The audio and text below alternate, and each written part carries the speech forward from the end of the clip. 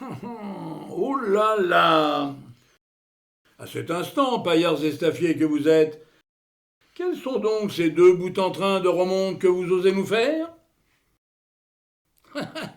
Allons, hideuse canaille, que je vous dis, allez-vous nous le cesser sur le champ? Ce lamentable scabreux qui est le vôtre?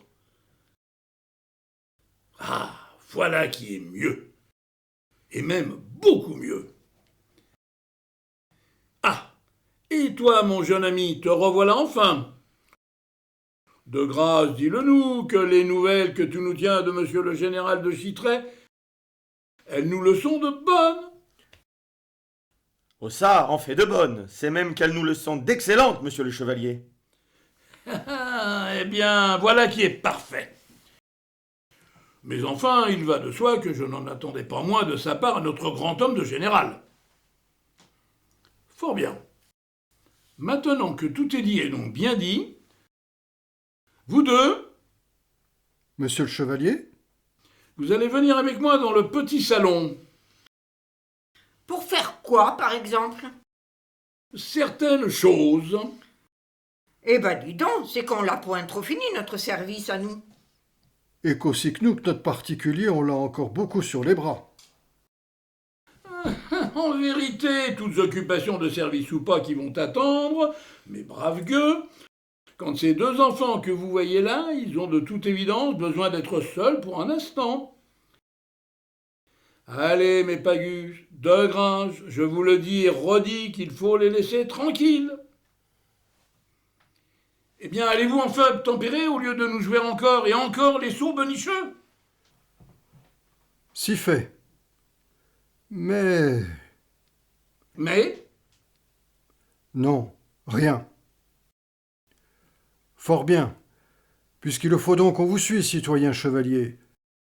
Même si c'est quand même à regret qu'on vous suit quand c'est sûr que nous, dans le petit salon à monsieur le général, qu'on a vraiment mille autres choses à faire qu'à vous écouter à propos de je ne sais quoi et qui sera bien sûr, fiez-le à vous. Et moi, il y a que je le dis tout comme lui. Que fais-tu? Tu le vois bien. Je lui remonte son ressort à mon oignon. Il y a que tu le fais bien, Parce que... parce que Mais encore... c'est ainsi que vont les choses de mon point de vue à moi. C'est plus que jamais qu'il vaut mieux la connaître, l'heure qu'on a. À la bonne heure, vois-tu? Et puis, Et puis? tant qu'à le remonter, c'est même que ton garde-temps, tu devrais songer à en profiter pour nous l'avancer. Par exemple, d'une heure. Ou peut-être même, pourquoi pas, de 2. Ah ça, par le saint prépuce au Fils de Dieu, je te le dis qu'en voilà une d'amusante extravagance. En es-tu si sûr, mon bel ami? Oh oh! Mais que veux-tu donc me faire comprendre, ma chère petite mademoiselle? Certaines choses. Qui sont? Que les heures passent, mon cher petit monsieur. Et que certaines de ces heures, elles passent infiniment plus vite que d'autres. Ah, ça va! Il suffit, amour de ma vie que tu es. Ne te fatigue pas plus avant. Pardi que je l'ai compris ce que tu veux me faire comprendre. Ainsi donc... Je t'écoute. Ainsi donc tu l'as toujours en tête d'y monter sur ce fichu Philadelphia à ce fichu chevalier Georges. Et même vois-tu que c'est plus que jamais. Sauf que moi je ne pense et ne songe qu'à rejoindre l'armée de l'Ouest. Et ce, avec toi. Toute chose qui, vois-tu, me désole absolument, et auquel aussi je me refuse obstinément. Cependant tu l'oublies, ma sublime Colombe, quel il est notre devoir. Celui qui est de se battre pour le roi et pour ce monde d'hier, qui doit être le monde de toujours. Alors point de Philadelphia, et puis aussi c'est la guerre à outrance qu'il nous faut. Et oui, pardi mes amis, que c'est la guerre à outrance qu'il nous faut envers tous ces cutéreux qui osent les éventrer les huisseries des châteaux à coups d'épaule et de talons. Et tiens, moi je le sais que c'est à une lieue d'ici que cette engeance ignoble, elle se repaît de ses récurrents et immondes saccages. Tandis que de mon côté à moi, c'est aussi que je le sais que ces gens de peu, ils se sont dit seulement reprendre aux nobles tout de leurs anciens pillages. Mon ami, les voilà dans quelles espérances on agite le malheureux à se vêtir de meilleurs oripeaux, à coups d'épaules et de talons. Ce qui veut exactement dire à cet instant qu'on en fait des voleurs des braves gens d'hier quand on s'emploie à les convaincre que ce n'est que l'heure d'enfin les venger leur père. Tout ceci pour aussi te dire... D'inutiles fadaises! Quant à t'entendre, à moi, tu viens de me remettre l'épée à la main. Que l'on nous tuera jusqu'au dernier pour raison de nos anciens mépris. D'où l'urgence de rejoindre dès ce soir nos amis et frères les Chouans, et aussi ce si bon et si courageux monsieur de Charette. Et plus encore d'être bercés avant longtemps par ce miraculeux océan qui va nous les sauver pour toujours, nos deux si belles et si précieuses têtes. Hélas donc, et à ce que je le comprends, c'est encore et encore, ma douce, que tu insistes et que tu veux t'enfuir. Certes, Avec monsieur de Charette? nous serons trop peu pour défendre beaucoup trop. Et dans ta Louisiane? La vie sera moins brève pour les noms un peu trop longs. Ah ça, cette fois, c'est ici que l'amour de ma vie, il veut avoir le dernier mot, n'est-ce pas? Sans doute, quand tous les hommes de ce pays sont tous devenus tout à fait fous, Cependant, quand nous y serions dans ton Amérique, qui est un pays de droit, comme tu ne l'ignores pas. nous n'y serons que des proscrits. Sans doute que oui, que cela, mais aussi que nous y serons des exilés, eux, toujours en vie.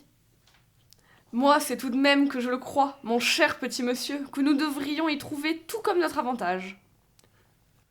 Ah, peut-être aussi nous y connaître. Songeons-y en effet à ce probable redoutable revers de fortune, dans la plus honteuse des mendicités. Non pas quand j'entrevois pour nous, et pour le moins tout comme la plus exquise des félicités. Voyez-vous cela? Tout comme la plus exquise des félicités. Rien que ça. Oui, que je te parle de félicité. Et même d'une certaine aisance, pour ne pas dire d'une aisance certaine. C'est que, vois-tu, que, lui, ce cher et bon monsieur Laffitte, il n'osera jamais nous laisser en chemise au coin du bois, avec aussi ne serait-ce qu'un commencement de dénuement. Lors donc, tu nous parles ici de l'homme d'affaires et du banquier. Assurément. Ainsi donc, c'était vrai. Quoi donc, mon Maxime? Que monsieur le général, il a été hier en cheville avec monsieur de Beaumarchais. Afin de fournir des armes aux insurgents de monsieur Washington, en effet. Et puis, Et puis? à la Nouvelle-Orléans, en ce qui me concerne, vois-tu, mon cher ami, que nous en avons des alliances. Et même de très belles, ainsi que je ne puis que te le certifier. Toute alliance qui sont particulièrement et naturellement admirables pour les évoquer devant moi avec tant de miel et d'arrogance, n'est-ce pas? Et pourquoi pas que oui, quand la femme qui t'aime, elle est alliée plusieurs fois par les femmes aux parlanges de Fausse-Rivière. Rien que cela. Oui, rien que cela. Allons, n'est-ce pas, mon cher petit monsieur, qu'avec votre sublime et si peu proverbiale intelligence, qu'avec les intarissables dollars de ce cher monsieur Laffitte, et pour finir qu'avec l'entregent sans fin de Fausse-Rivière, que c'est un royaume que vous pourriez nous y tailler en peu d'années dans cette Louisiane. Oh oh, un royaume, dis-tu? Il y a que c'est un peu vite oublié. Qui ou quoi donc, je te prie? Le naturel, l'indigène, le sioux, le comanche, ou je ne sais quel autre séminole qui voulait défendre avec un infini et si juste courage les tenures qu'ils détiennent des siècles de leurs ancêtres. Allons, moi, pardi que je le sais que les monts et les plaines de là-bas, ils ne les sont qu'aux seuls sauvages. Quand moi, je les redoute infiniment moins que les démons et la haine qui font de nos Français de bien pires sauvages. Ah, mais oui, ainsi que tu me parles. C'est bien cela, comme je me dois de le comprendre que tu veux toujours et encore avoir le dernier mot.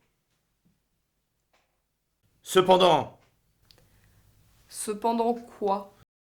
il faut se battre pour le roi. Sans doute. Comment ça, sans doute? Oui, quand l'heure tourne et tourne et retourne et même s'emballe. Ne me le dis pas, mon doux, mon beau, mon tendre Maxime, que tu ne le vois pas, ce rugueux monsieur Louvet, haranguer en ce moment même ce carré de soldats sous les chaînes de mon père.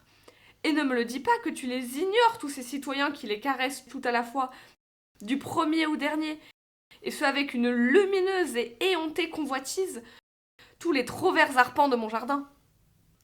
Allons, tu oublies un peu trop vite, ma chère Dulcinée, que les tambours de la vengeance, ils battent et rebattent à Vienne. Et ceci depuis qu'on nous menace une fille d'Autriche. Oh, ça, la belle affaire. Eux que tes folâtres et puérils rats de tambourin quand on vous en rabat les oreilles à longueur de journée du collet de la reine.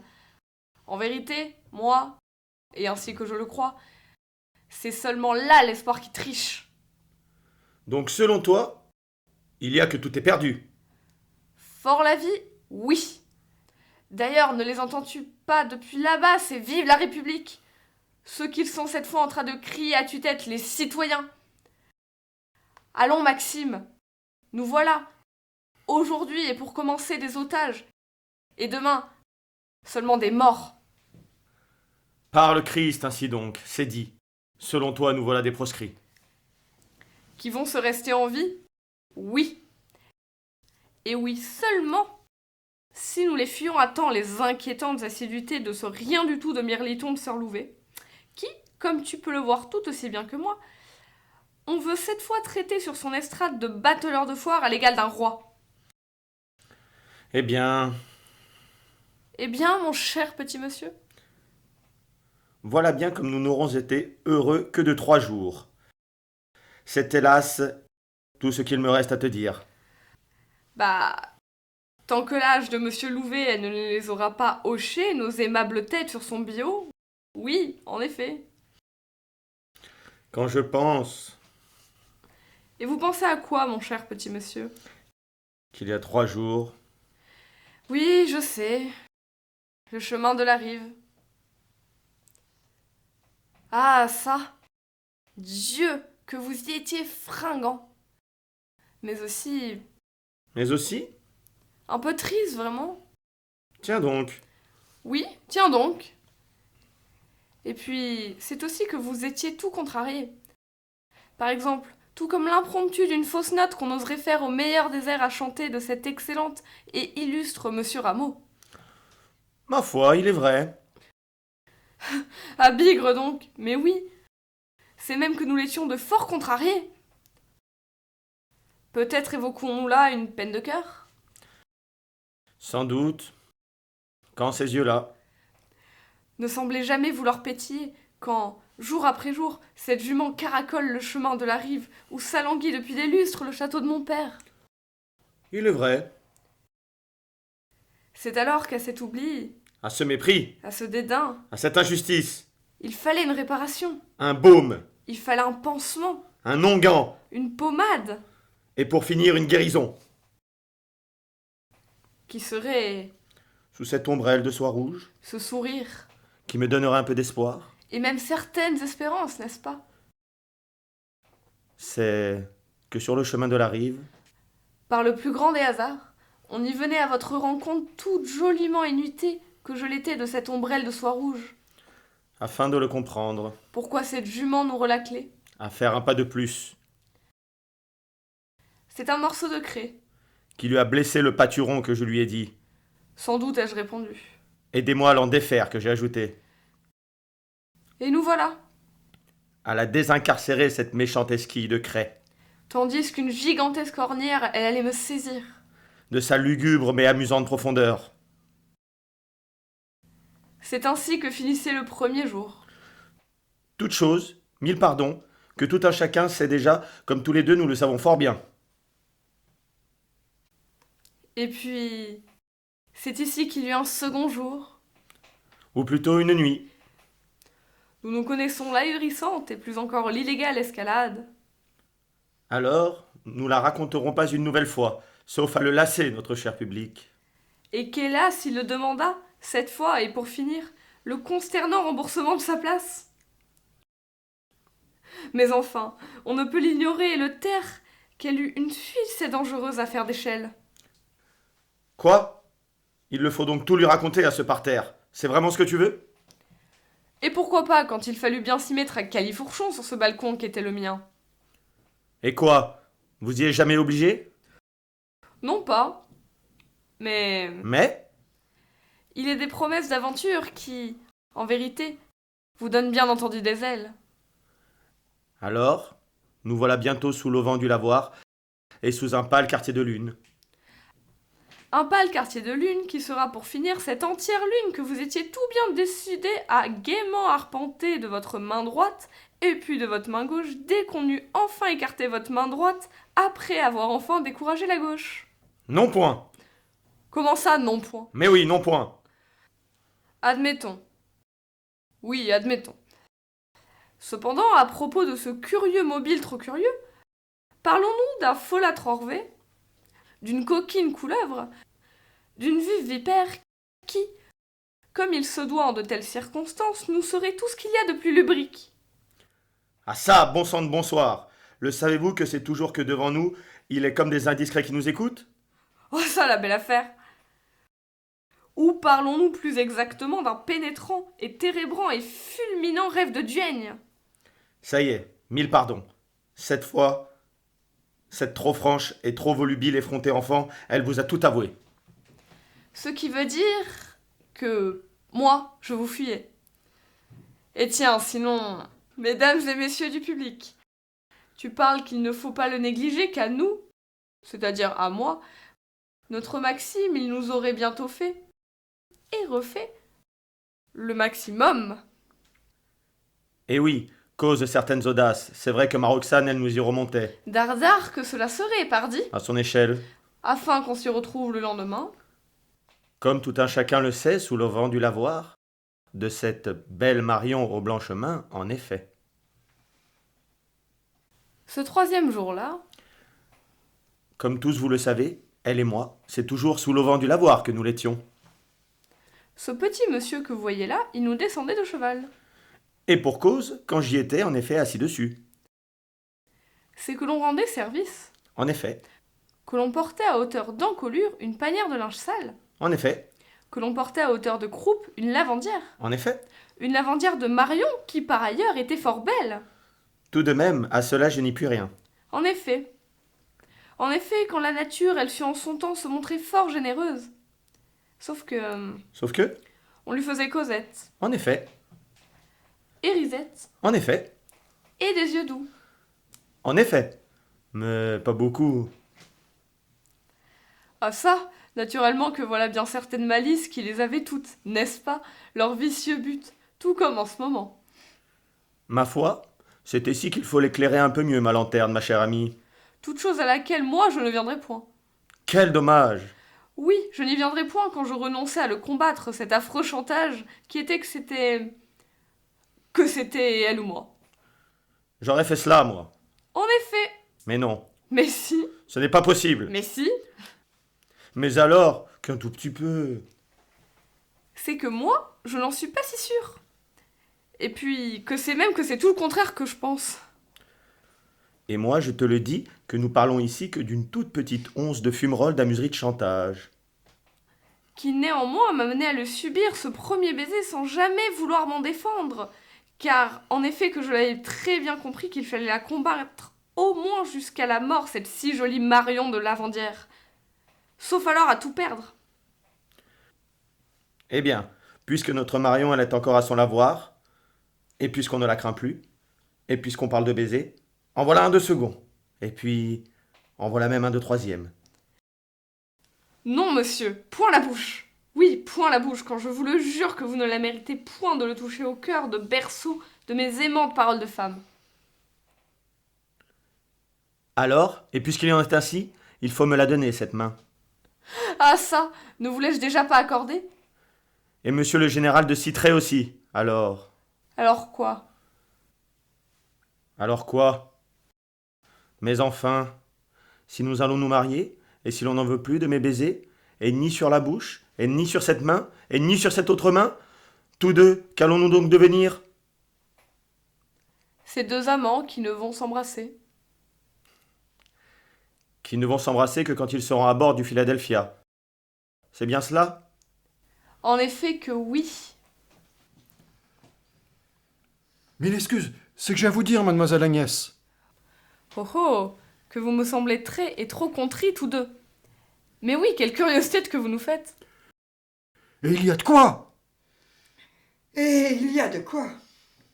Parce que... Tout simplement parce que l'affaire, elle est délicate. Oh, en vérité, pas tant que cela. Parce que, encore... Il y a que le citoyen Louvet pour le bien de tout à chacun.